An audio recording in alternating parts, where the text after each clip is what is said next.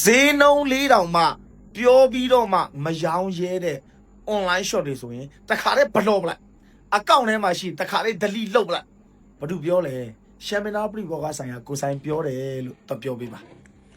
ဈေးနှုန်းပြောရင်ဘန်းတယ်ဆိုတဲ့လူတွေကို mention ခေါ်လိုက်နော်ကိုဆိုင်အကောင့် mention ခေါ်ရလိုက်အကောင့်ဖွင့်ကြတဲ့ဟိုကအခုချိန်ဒီဈေးနှုန်းပြောပြီးရောင်းလာတာဈေးနှုန်းမပြောဘူးဆိုရင် customer အပေါ်မှာလိမ့်နေညာတယ်လို့တော့မှကျွန်တော်ကိုယ်တိုင်ခံစားရတယ်နော်ဈေးနှုန်းမပြောရအောင်ခင်ဗျားပစ္စည်းကမောင်ကိုပစ္စည်းလား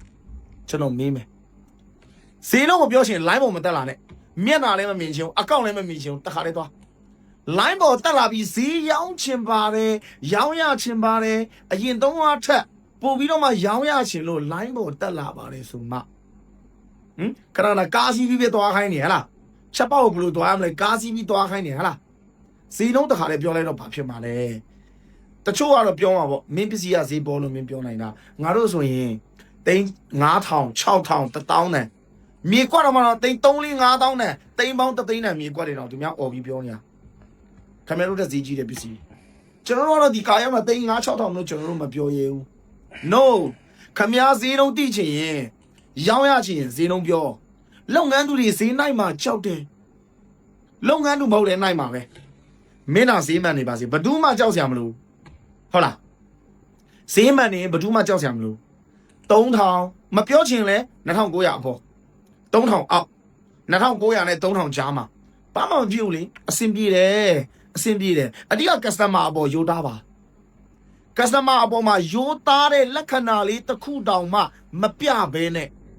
ရောင်းရဖို့မိတ်ဆွေမစင်းစားနဲ့ line ပေါ်လဲမတက်လာနဲ့ line ပေါ်လဲမတက်လာလဲမမြင်ချင်ဘူးကိုဆိုင်တခါလဲပြောတယ် online ပေါ်တက်လာခင်ဗျာရောင်းရချင်လို့မဟုတ်ဘူးလားခင်ဗျာရောင်းရချင်လို့မဟုတ်ဘူးလားခင်ဗျာပစ္စည်းပေါ်ခင်ဗျာမယုံဘူးလားခင်ဗျာပစ္စည်းပေါ်ခင်ဗျာမယုံဘူးလားရှင်းလေးပဲကျွန်တော်တို့ဆိုင်မှာလုပ်ငန်းသူတွေလာပါလာဝေဖန်ပါလာကြည့်ပါ is open ပဲဖုန်းဆက်ပြီးမေးပါ open ပဲကြိုက်ရင်ဝယ်တော့ပါမကြိုက်ရင်မဝယ်ပါနဲ့တခါတလေဆိုရင်စုံစမ်းပြီးတော့မှလာပါလို့တော့ပြောတယ်တခါတလေကျွန်တော်ဆိုင်လာတယ်မင်းရောက်တဲ့စီစီပေါ်လိုက်တာဈေးကြီးလာလို့ချင်တာโอเคကျွန်တော်ဆိုင်တော့မှာကျွန်တော်တို့ထက်နာမည်ကြီးတဲ့ brand လုပ်ငန်းရှိတယ်ဟိုမှာတွားပါကျွန်တော်တို့ဈေးပေါ်တယ်ကိုဆိုင်မင်းဟာဈေးအရင်အများတယ်ပေါ်ရမရှိဘူးလားโอเคခင်ဗျားတို့ပြောတဲ့ online shop ဒီမှာတွားပါဒါပဲကျွန်တော်တို့ကတော့ဒီဈေးနဲ့ရောင်းပါတယ်တောင်ဝင်ယူမှုတောင်ဝင်ခံဖို့တာတွေလုပ်ပြီးကျွန်တော်တို့ဈေးကြီးတာရောင်းတဲ့သူဆိုရင်လည်းကျွန်တော်ဆိုင်လိပ်စာပါတခါလေးညွန်ပေးတယ်ကျွန်တော်တို့ပေါ်ပဲရောင်းတဲ့သူကိုလည်းအဲ့ဈေးနဲ့ရချင်တယ်ဆိုရင်အဲ့ဒီလိပ်စာတခါလေးညွန်ပေးတယ်